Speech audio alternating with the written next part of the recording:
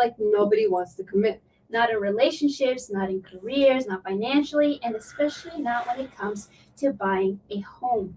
Everyone is waiting for the right moment, but most people are just waiting to feel certain, and that really never comes. And the reality is, while you're waiting, life is still changing around you. Okay, so let's get into it. I wanted to start first with the relationship, because when you think about commitment, you think about relationship, and go straight into a stat so that we can just get an overview of Gen Z's relationship over these past few years. So it says over 50% of Gen Z adults are single, higher than previous generations at the same age. That was from Pew Research. That's crazy. I mean, yesterday it was I went to a concert, That's fine. Bruno Mars, and it was a romantic. What is it? The Romantic Tour 2026, and you see a whole bunch of like here and there, you see the couples, and then you see the single people like me, just singing my heart out to songs that don't even relate to me and everything. Like, can I just?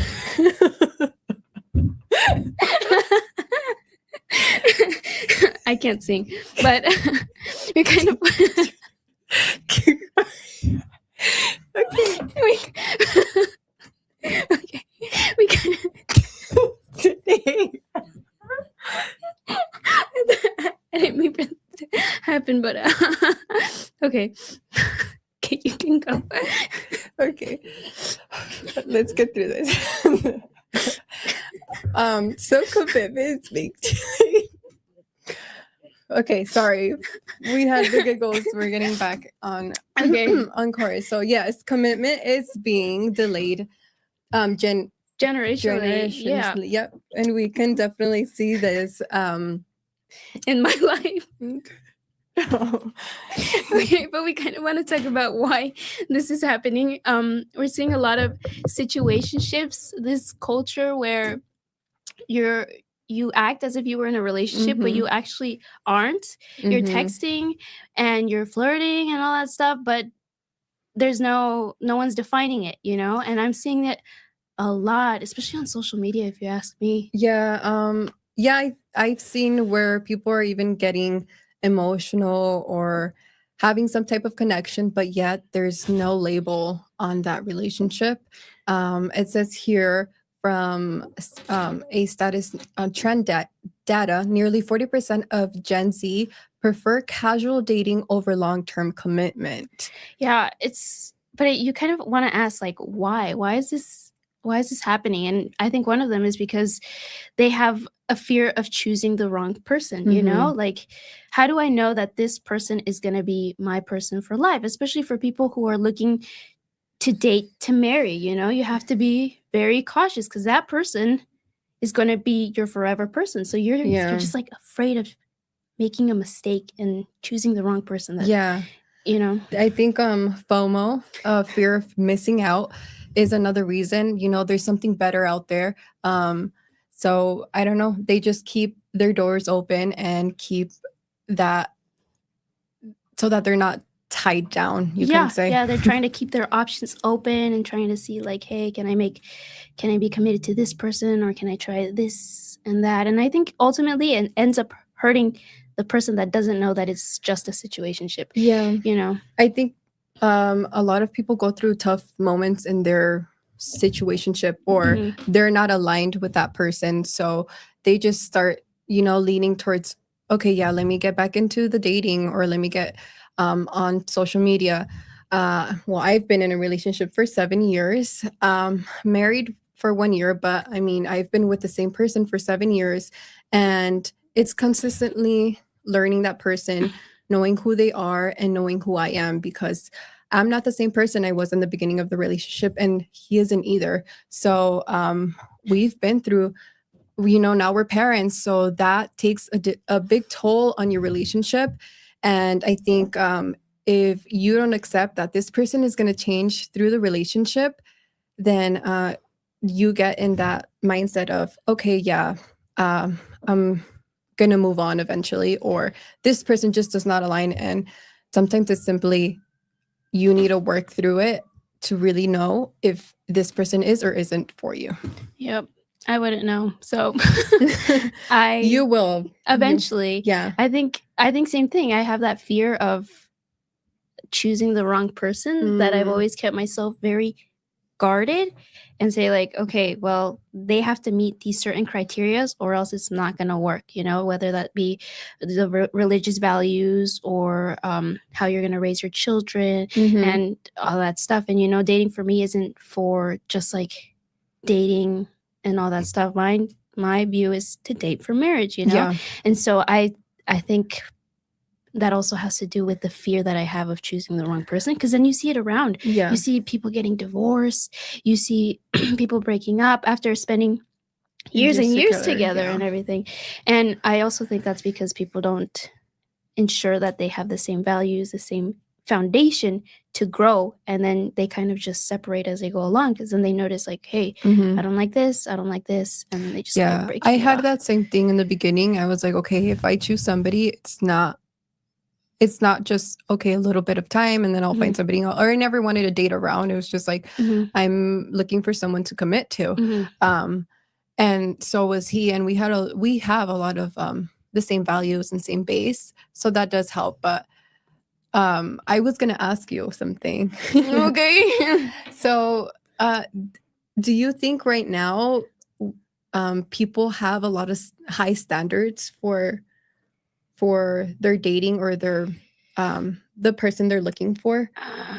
Because how you're saying, I want them to have this and I want them to look like this and they have to have value. Like I understand the values, but like, okay, and maybe the church, but the other stuff, people start adding that, and I want them to be super tall and I want them to have. Sure, yeah. I think some people know? can be unrealistic. Like, oh, they have to meet this height requirement. They have to be 6'5". They have to have blue eyes, brown hair.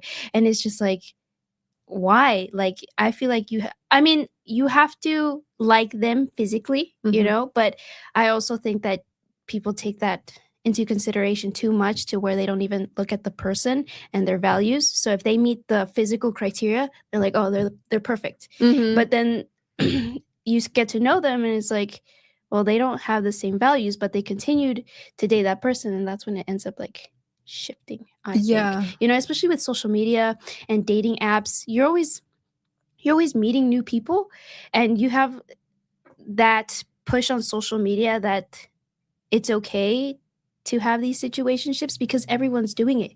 Like the Gen Z user spends about 2 to 4 hours daily on social media platforms. That's a lot. And you're just comparing yourself and seeing those unrealistic expectations and kind of just seeing all these people on social media like, oh, look at, he's good looking. I can, I want someone like that and everything. And it's, yeah, there's an doesn't work. endless access to people, and social media and dating apps have made it harder for us to really commit to people. Yeah, and actually, there's a dating app fatigue that's rising, and it's the decline engagement.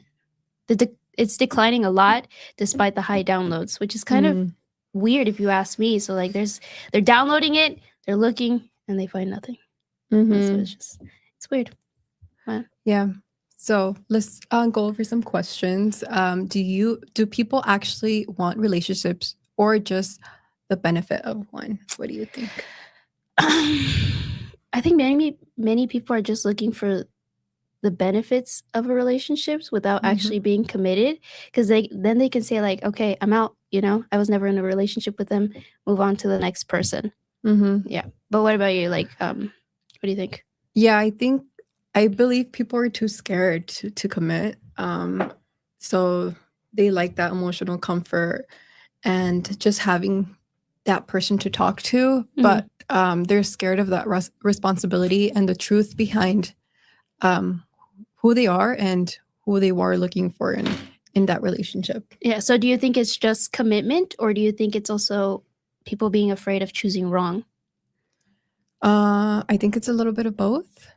Like I mentioned, they're just a little scared and scared of not being committed to the right person. Yeah, I think so too. It can, I mean, obviously it depends on the person.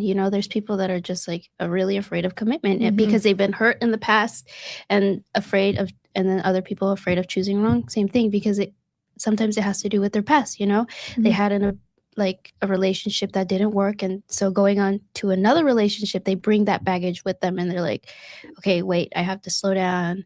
They have to meet these criteria. So they need to figure themselves out sometimes before moving on, because you're right, like whatever reason you broke up with that person, it's not just a one-sided, there's two people in the relationship. That means both of you have that responsibility, or on the reason why you guys broke up, or why it didn't work out. So if you just kind of move along and don't fix it and end up just keep dating without that awareness of, okay, where did I go wrong here in my previous relationship, then I think it's good to, I can see why people are not wanting to commit. Yeah. And we see that this problem is not just in dating, but in other aspects of people's life. This is, I think, is bigger than relationships. It's how people are operating their life. We see they have more options in, I think, everything, careers, location, lifestyle. It's like you have the freedom to do essentially whatever you want nowadays, especially with social media and technology. Everything's so accessible now. Yeah, I feel like I can relate to this. You're kind of like in a paralysis where there's so many options out there and you don't know what to choose that would work best for you. Yeah, 1 to 3 Gen Z workers change jobs within 1 to 2 years, so we can see that it's not just relationships that people are not committed to, but it's also jobs. They're changing because maybe they feel too restrictive, or they don't like their boss, and they just keep on changing. And then they get stuck in that cycle, and it's hard to sometimes break out of it. But I think it's just how we keep saying, just I'm scared of choosing the wrong option. Yeah. And people, I think, also right now are obsessed with flexibility. I think that's why there's been rises in jobs that don't require that 9 to 5.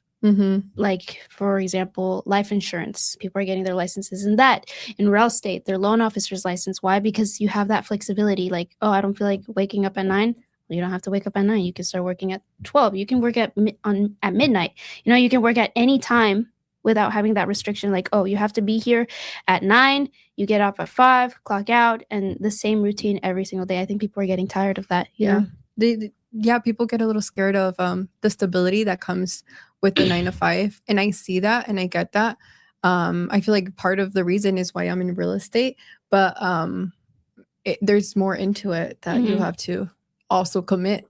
So so it says here from Pew Research Workspace, it says flexibility ranks above salary for many Gen Z workers. That's why Gen Z is broke. Because no, I'm just kidding. No, not all Gen Z is broke. No, we're figuring it out. I mean, it's a different time. It's a different generation. And things aren't the same as they were when, our parents were working and trying to figure it out. So, so things are constantly changing. So we have to also change. And that also... But at the same time, yes, we're broke. Yeah. No, I also think that there's... how would you say, identity delay, where people are unsure of who they are, and so they try to avoid long-term decisions until they find out what they actually like. And we were talking about this last time in our podcast about people going straight from high school to college and having to choose your career right away, and it's like, wait, I just turned 18. I was just thinking that. Yeah, and I have to choose now. What do I have to be? And so I think Gen Z right now is experiencing just that. They're like, wait, like, let's pause for a bit. Let's see what I like to do, and let's move from there. Yeah, I completely, like, that hits so bad because I don't want my son to go through that. Because still to this day, I mean, I'm a mom and I'm a wife, and like, first of all, I didn't even fully know who I was before I became a mom, and I'm 25. Like, how am I supposed to know exactly who I am if I'm still changing? But I think if I had more time after high school or during high school or even growing up, middle school area, then I would have had more more accessibility to different how I don't know, clubs or anything to do with that, so that I can figure out who I am. Yeah. But Yeah, exactly. And that's why 73% of Gen Z feel either financially unstable, or uncertain about the future. You know, that's a big percentage, especially in Gen Z. That's why I feel like we are treated differently compared to like millennials and what's the other one? The older generation? Gen X. Gen X, you know, they see us differently because we think differently. You know, we're looking for more flexibility rather than the 9 to 5 that's set salary. We're looking for something else, and we want. I would say we want more. So, do you think we actually want more freedom or more stability? I think Gen Z wants more freedom. I also think it has to do with the fact that we can be too indecisive at times. But overall, I think we're just looking for more freedom. Like, I went to a concert yesterday on a Wednesday, you know, you know, because I had the ability to do that, you know, because of the work that I have. I can wake up a little bit later, or go to a concert on a Wednesday evening, you know. So what do you think? Is flexibility helping or preventing growth? I think it's definitely I think also both. Yeah. I think it just depends on how you want to see it. It can be helping, but there's also like a boundary to that flexibility. Because also you need that structure in order to grow. Exactly. Yep. That discipline and motivation. I think that's another thing why most people within the first year drop their real estate license, because they expect flexibility without actually putting the discipline and the work and the hours to actually make money. Yeah. You know, so I it's can like, relate to that right now so bad. Yeah. So they're like, Really. oh, I'm gonna get this job so I can be do whatever I want. And yes, you can do that, but you also have to have a structure, you know? So in my case, the concert yesterday, I did all my work in the beginning. I'm like, okay, I have this time. It's set apart. I can go to the event, you know? But so at what point does keeping options open become avoidance? I don't know. At what point does keeping options open become avoidance? When you're not making money. I'm just kidding. I don't know. I think there's just like a certain point where someone realizes, like, I'm just avoiding this because I'm too scared and I lack confidence in doing this. Because I mean, I think we've all experienced that, to where we've avoided doing something not just because we want to keep our options open. We say that, but it's actually because maybe we're scared, you know, of moving forward. And I think that's another problem with Gen Z, is that we tend to be scared of a lot of things that we don't push forward, and we like to be in our comfort zone, you know, because it's safe, you know, but that's not how it should be. Yeah. So now let's talk about what waiting is actually costing you. Yeah, because it's not nothing. There's a financial cost, the rising of rent, you know, there's no equity being built right now, because they're in their comfort zone, to where, like, okay, I'm paying this, I don't have to worry about a mortgage and everything. But in reality, it's like not a commitment per se. It's not a commitment. You're just, inflation is going up. And again, the rising in rent is going up too. So it's like, you have to make your move at some point. And what was it? Home prices increased over 40% in many of the markets since 2020. We saw that because of COVID. Prices went up, and we would have properties where we would get, I think at one point we received 25 offers on one property, and that's crazy. And they were going above asking price. Like, we had a set price in mind, and they went to 20,000-30,000 all set there, because it was a good time for the sellers. Oh, a great time for the sellers, not so much for the buyers. And so I think while people are just waiting for the price of the homes to go down, or the interest rate to be better, it says here that 20%, so rent remains 20% higher than per 2020 levels nationally. So, you know, the rent's not going anywhere. It's staying the same or even higher. And while you're sitting down waiting for that interest rate or the prices of the homes to go down, you're just paying the rent, and that's not building you any equity. Yep, exactly. And it's a lot of people are missing the opportunity. They're missed appreciation. They're delaying their investment. And it's just like, and I think it also has to do with the fact that people are just overthinking everything, and they're like, oh well, I'm not sure if I want to get into this and that, but you're already paying the same amount in rent. Why not just buy a house and build that equity, especially when you have agents and loan officers that are there to explain everything to you, just to so that you feel confident in knowing that, okay, this is going to work. That's why we have great loan officers here that are willing to sit with you and make sure the payment is not something that you're going to struggle with. Struggle with. They're going to be honest upfront and say, hey, this is how much you qualify for. Is this where you're looking? And that's why it's good to have an agent too, because then they look at what you qualify for and they go based on what you feel comfortable with, and then they start showing homes in that price range, so you don't have to struggle looking for homes or being afraid to be in a payment that's not going to fit you. So yeah, talk to an agent. Talk to a loan officer. Yeah. So, do you want to go over some more questions on that topic? So, yeah. Okay, what has waiting already cost you financially? Does that apply to me? I guess that applying to, or what you've seen in the market. What I've seen. Well, for me personally, I haven't bought a house yet, but I mean, the next step is to buy a house because I think it's worth the investment. So right now I think that's the cost of waiting me right now, because I know that prices are going to go up eventually. Inflation's already going up. So it's just a matter of time.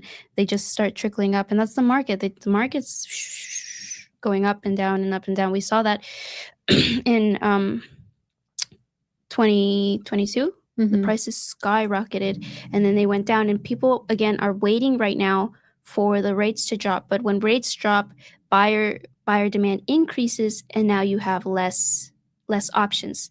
So I think right now is a great time to buy. I know a lot of people are afraid of the rates right now, but you buy the house, you refinance later, and you get a lower payment. So it's just knowing your options.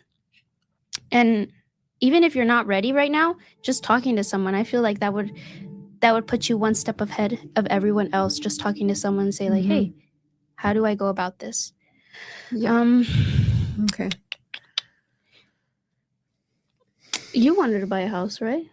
Well, you already have one. Yeah, we already bought. And it's not our dream home, but we already built the equity, and maybe in 2 to 3 years we'll buy something nicer. Either we're staying, we're keeping the home and renting it, or selling it and having that equity taken out and putting it into our new home. But.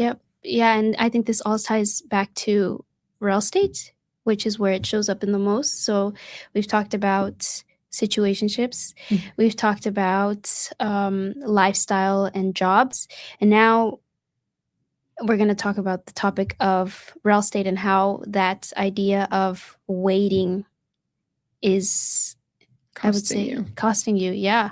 People are, I think it's psychological, that pressure to where you see a 30-year mortgage and you're just afraid of being stuck in that 30-year mortgage. And people are like, dang, that's a long time, to be stuck. But in reality, you aren't stuck. Yeah. Yeah, I mean, it doesn't mean that it's going to be for 3 years. If you don't like where you're at, I mean, if you're starting at a home that it's not your dream home, but in 5 years, 7 years, you can just build up your equity and sell it. But that we can also hear in Zillow consumer trends, over 60% of Gen Z buyers say they're waiting for a better time. Yeah. Yeah. I hear that a lot. I do too. A lot. Or I catch I'm just waiting for the rates to drop. I'm waiting for that's the most common question that I get is like, oh, when are the rates going to drop? And when are the prices going to drop? When is the crash going to happen? They're so stuck in being afraid of what's going to happen next that they just wait. And this happened to one of my clients, to where we started showing them houses in, what was it, 2018. My dad was showing them houses at that time, and they're like, well, we're going to buy. And they were under contract 3 times, but that fear that to say It's like, not the right moment, yeah, maybe. the market's going to crash. And at that time, the houses were $150,000, like super cheap. And the houses were like nice at the time for that price. And they're like, no, you know what? We're going to wait and hope for something better. We're going to wait for the market to crash. And what happened in 2022? The prices went up, and now they don't qualify. They qualify for more now, but they can't find the houses that they did years ago at that price, so they're stuck. They're very limited right now, and just waiting for that right moment. And even right now, I'm showing them houses, and they still have those same questions, like, when is the market going to crash? When are the rates going to drop? And they're so stuck in that fear that it's not allowing them to move forward. So again, it's just, I think, talking to an agent that's going to give you that advice, and that someone who knows their stats and can tell you what's going on in the market to help you feel confident in your decision. And I think that's something that agents lack right now too, if I'm being honest, is the fact that they don't know their market, and they don't give you the right information for you to feel confident in your decisions. And I think that's why a lot of people are being hesitant right now and saying like, oh, well, I'm going to wait for the rates to drop. Because how do you combat? What do you tell them once? Like, what do you tell them when they tell you that the rates are going to drop? Do you just like, oh, well, I don't know, I'm not really sure. And it's just like, you have doubt. Now they have more doubt, because you don't know. That's a good point. The information. Yeah. Yeah, we can definitely see that commitment going into the in the home buying. Yeah. And yeah, just really sitting down and talking to them, and maybe no, they're not ready, how you said right now, but giving them the option so that when they are ready, exactly what direction to go. Yeah. And the same questions, is it really about affordability, or is it, again, fear of commitment? I think it's both. Yeah. Because if you're qualifying for 400 and you want to go a little bit lower, I think that's smart. But also, you don't want to go too low, because then you're not going to get access to maybe that house that you really want. You have to just kind of be realistic with what you qualify for. But I see that fear of commitment still, because you can be ready, and how we've been mentioning, you're scared to you're just waiting for the right time. Yeah. So you bought your house. What did ready actually feel like to you, or what did it mean to you to say like, oh, okay, I'm ready to buy this property? Or what did you not have that feeling? I feel like we really didn't. You just jumped. We just jumped into it. My husband's very much like that. He's just very spontaneous and very like, yes, let's get it done, let's get it going. And I'm the one that's very hesitant. But we talked. I had coffee with a realtor, and I just brought up the idea of maybe looking into buying, and we just went from there. Got pre-qualified. We did actually shop around for a lender, and I feel like that helped, because we got the best option for us in that moment. And we started looking into homes. It was when the market was super crazy in 2022. But if it was possible for us to buy at that time, we're honestly, we were putting offers like crazy, and we were getting accepted because we didn't qualify for much. But all we knew is that we wanted to buy so that we can start building our equity. It didn't really matter if it was a 2-bedroom. Yeah. So yeah, I think from that experience, we weren't really ready. We just kind of jumped into it and went from there. Yeah. So I think that has to do with overanalyzing decisions, which actually leads to lower satisfaction and higher regrets, because you're just like thinking and hoping that everything is going to turn out perfect. When in reality, I feel like what you did, just jump in and see like, okay, let's see what happens. I definitely see that. So, but go for it. I was going to say, like, how do you think we should fix it, you know? It's like it's happening in almost every aspect of people's lives now too. Like how do we become more confident in those decisions? Yeah, I think define the non-negotiables, what you actually need Mhm. and what is not really needed or what you just want. Instead of finding something that's perfect for you or that truly aligns within your relationship, finance, career, lifestyle, then it might not be perfect, but you need to choose or look into each one and find what's actually the best option Mhm. for what you're gonna go. Yeah, I think especially when it comes to buying a house too. We were just talking about this right now. Setting like, what are your non-negotiables when buying a house? Is it I need 3-bed, 2-bath because I have 2 kids and it's me and my husband, you know? So you have to have 3 beds, 2 bath. That's a Yeah. non-negotiable. But let's say, I want the house to be white. You know, that's something that you want, but you don't really have to have. You know, so setting those like, okay, what do I want? What do I need? Instead of waiting for perfection, because that doesn't always happen. I also think an important thing is to set possible like deadlines of when decisions have to be made. Like, let's say you want to buy a house this year. You set deadlines. Okay, these 3 months I'm going to work on my credit. These 2 months I'm going to look for the right agent, the right lender. I'm going to start working with them, and this month is the goal to buy a house. You know, once you spread everything out and set timelines, and I think it just becomes easier to actually do the things that you say you're going to do. Yes, definitely.